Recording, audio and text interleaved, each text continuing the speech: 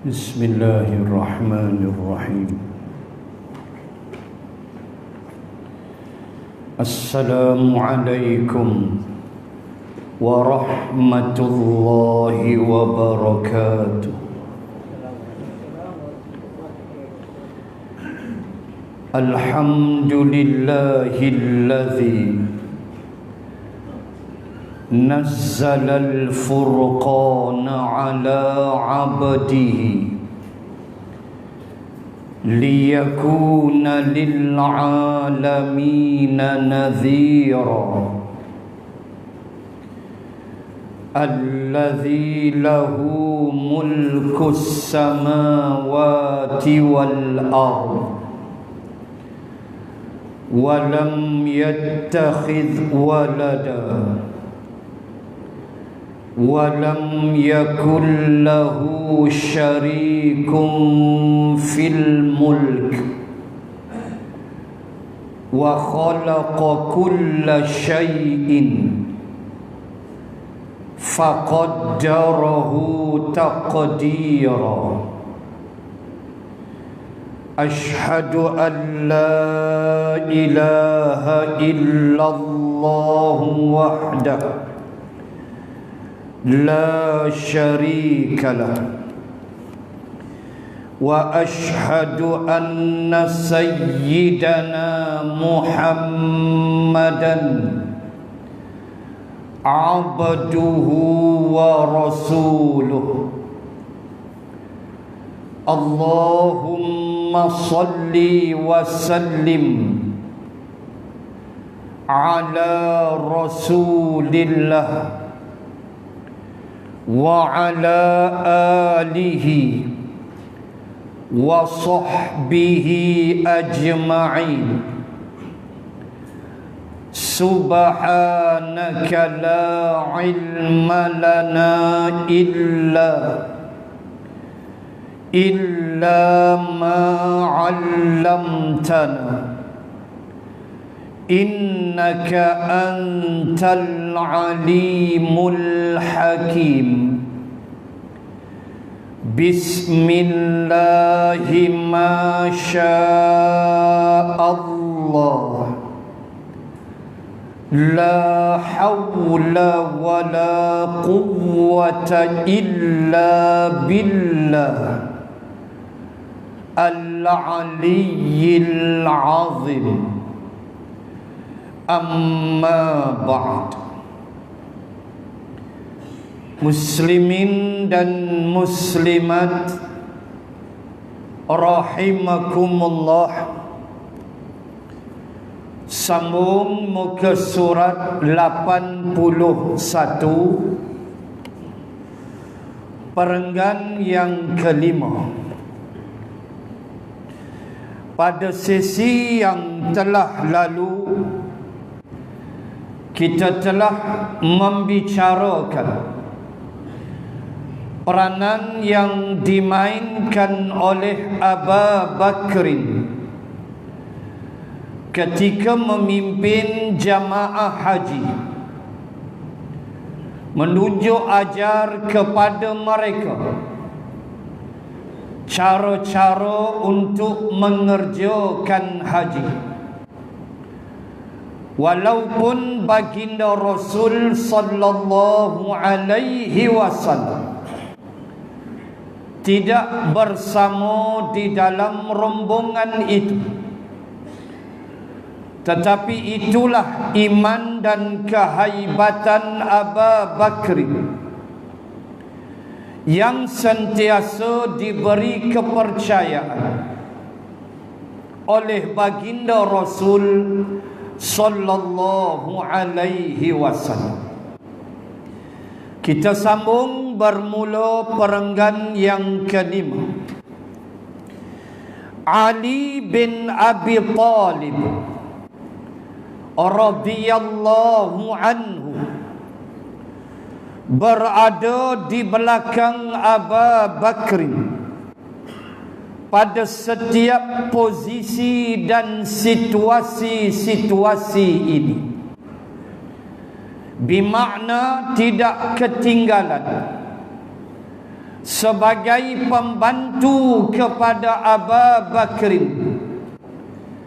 ialah sepupu Rasulullah sallallahu alaihi wasallam, juga menantunya Ali bin Abi Thalib yang sentiasa mendampingi Abu Bakr pada setiap situasi di dalam kerja haji yang dilaksanakan pada waktu dan ketika itu. Kerana boleh jadi kalau ada benda yang tidak betul, maka Ali akan membantu dan menegurnya. Begitu keadaan. Ali membacakan permulaan surah Bara'ah kepada para sahabat, kemudian menyuruh 4 perkara berikut ini kepada mereka. Ali radhiyallahu anhu telah mengambil ruang dan kesempatan untuk membacakan di hadapan para sahabat surah Bara'ah, atau dinamakan juga surah At-Taubah, iaitu surah yang bermula dengan pemisahan berlepas diri Allah dan Rasul terhadap puak-puak musyrikin. Nanti kita baca 1-2 ayat. Ada kaitan dengan kisah yang kita sembang ini. Bagaimana surah At-Taubah dibacakan oleh Sayyidina Ali, dan Sayyidina Ali menekankan kepada sahabat 4 perkara ini kepada mereka. Ali berkata, tidaklah masuk syurga melainkan orang mukmin. Pertama, Sayyidina Ali menyebut bahawa tidak akan masuk ke dalam syurga melainkan orang-orang yang beriman dan bertakwa kepada Allah Subhanahu wa ta'ala. Ayahanda Tuan Imam telah membaca dalam solat maghrib sebentar tadi penghabisan penutup penghujung daripada surah Az-Zumar, bermula ayat 68 sehinggalah habis ayat 70 lebih. Kalaulah kita perhatikan akan 2 ayat yang telah dibaca, satunya ayat 71 Az-Zumar, satu lagi ayat 73 Az-Zumar. Kalaulah kita reti belajar bahasa Arab, maka dapatlah kita melihat betapa indah dan haibatnya ayat ini. Saya mengambil contoh ketika Allah menyebut tentang penghuni neraka pada ayat 71, wasiqal ladzina kafaru ila jahannama zumara hatta idza ja'uha futihat abwabuha. Al-ayat.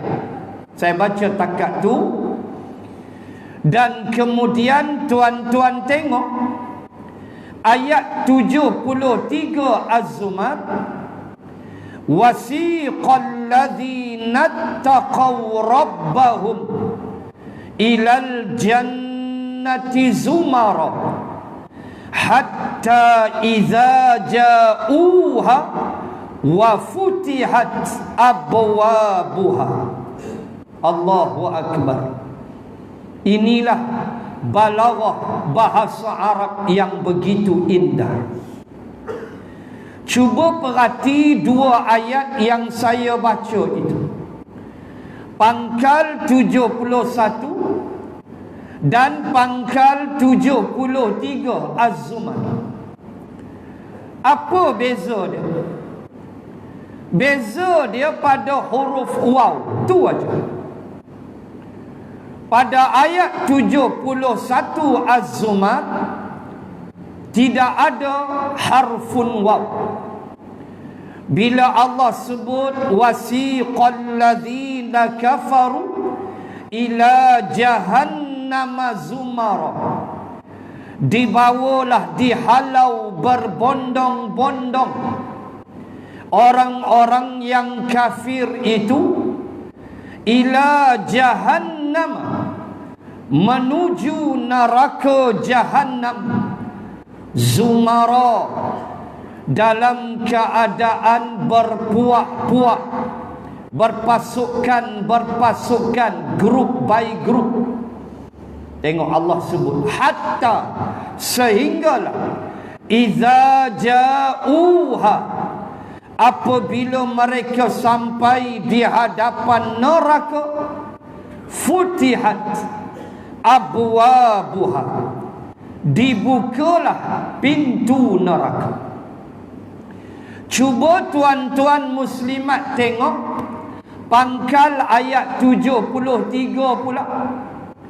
Wasiqal ladzina kafar wasiqal ladzina taqaw rabbahum ilal jannati zumara, dan dibawalah pula berbondong-bondong orang-orang yang bertakwa menuju ke syurga Allah.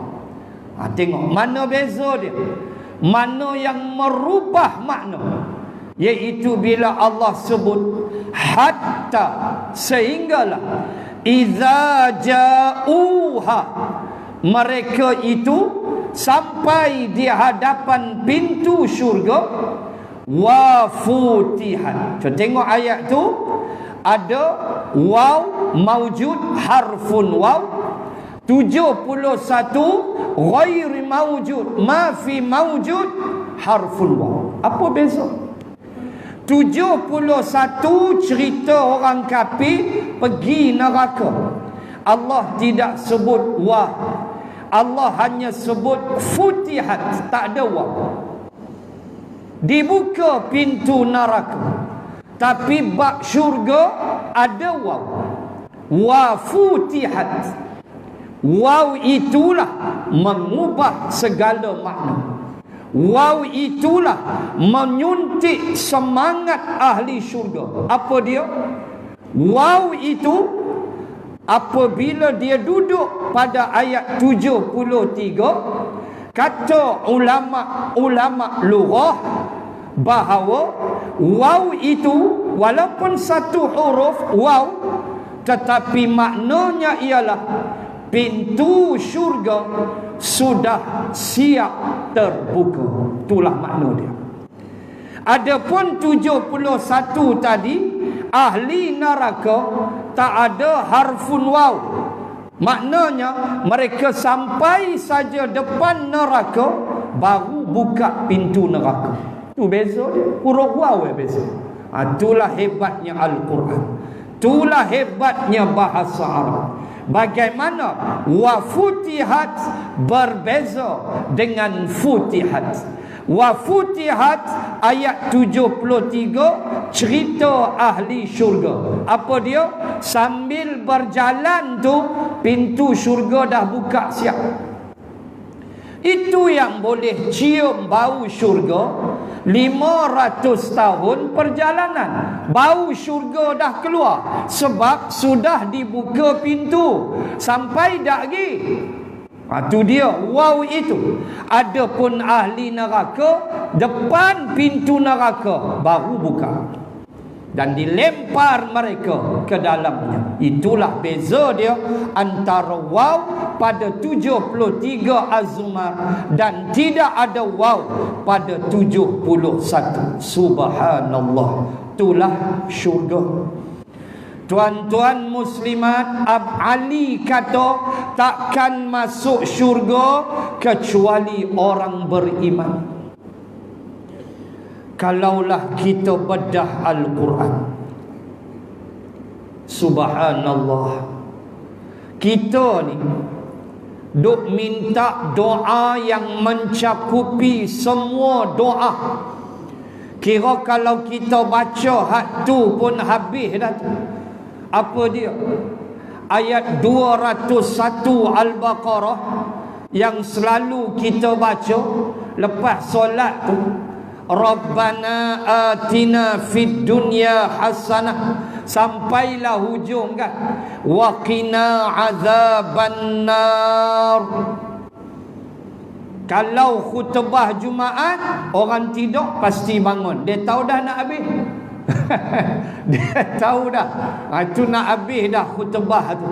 Bila Rabbana tu dia pun bangkit daripada lena dia hari Jumaat. Bila kita sebut waqina azabannar, makna apa?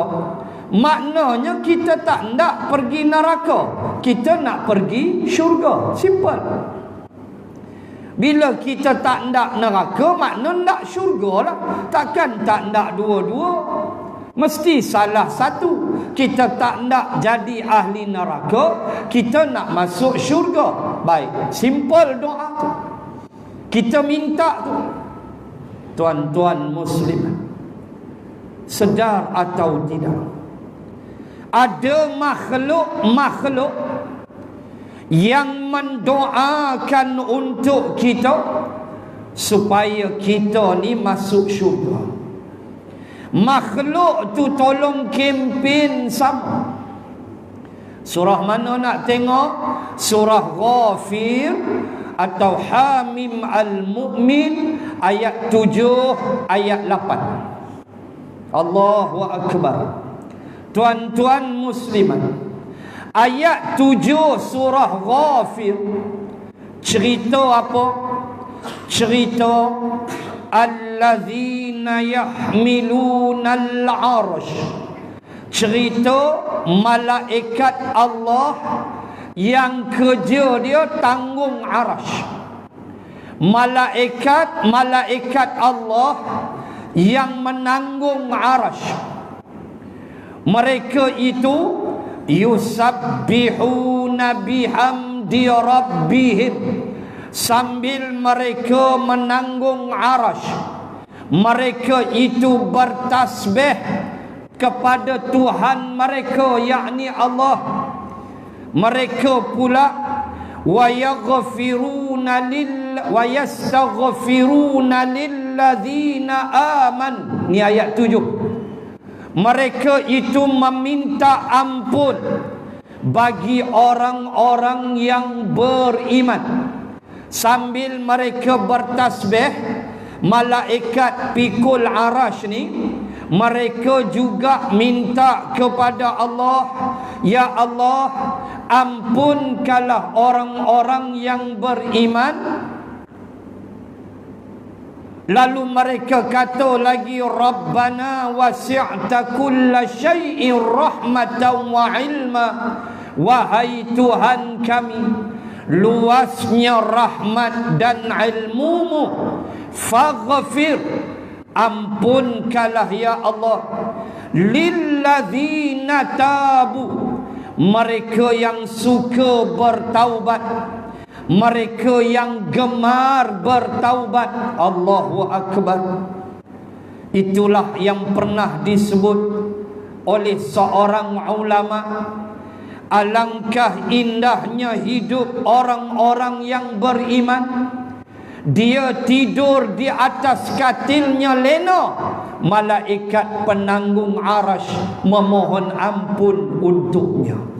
Subhanallah. Tak habis lagi ayat tu, nak ambil poin syurga kejap lagi. Malaikat yang tanggung arasy kata, ya Allah, ampunkanlah lilladzina tabu, mereka yang suka bertaubat. So, jangan tinggalkan taubat. Malaikat tolong doa supaya Allah ampun dosa-dosa kita.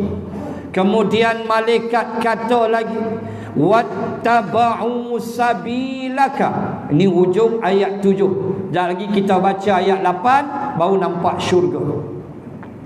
Malaikat kata lagi, wattaba'u sabilaka, dan mereka yang ikut jalanmu yang lurus, waqihim azabal jahim, dan selamatkan mereka dari azab neraka jahim. Habis tu ayat 7.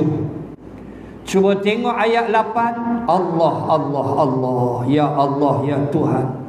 Ayat 8 surah Ghafir, Allah kata, Rabbana, malaikat pikul arash berdoa lagi, Rabbana, wahai Tuhan kami, wa adkhilhum, masukkanlah mereka, wa adkhilhum, masukkanlah mereka, jannati adnin, ke dalam syurga namanya Adn. Syurga Eden kata orang putih, Adn, Ain Dal Nun. Masukkanlah mereka ke dalam syurga Adn allati wa'adtahum, iaitulah syurga yang telah engkau janji kepada mereka.